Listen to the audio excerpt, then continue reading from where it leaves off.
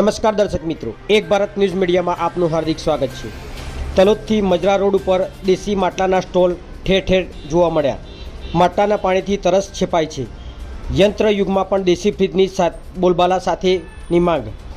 સાબરકાંઠા જિલ્લાના તલોદ સહિત તાલુકામાં ગરમીએ પિકઅપ લેતા લોકો દેશી ફ્રીજ એટલે કે માટીના માટલાની ખરીદી કરતા જોવા મળ્યા હતા। તલોદ તાલુકામાં પણ ધીરે ધીરે ગરમીએ પારો પકડ્યો છે, ત્યારે તલોદ રોડ ઉપર દેશી માટલાના સ્ટોલ ઠેર ઠેર ઊભા થયા છે।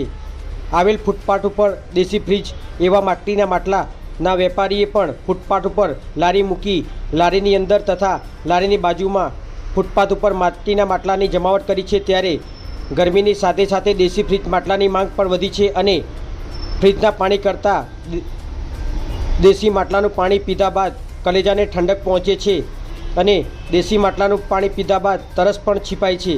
તો ફ્રીજના પાણી કરતાં માટલાનું પાણી તંદુરસ્તી અને આરોગ્ય માટે હિતાવહ છે।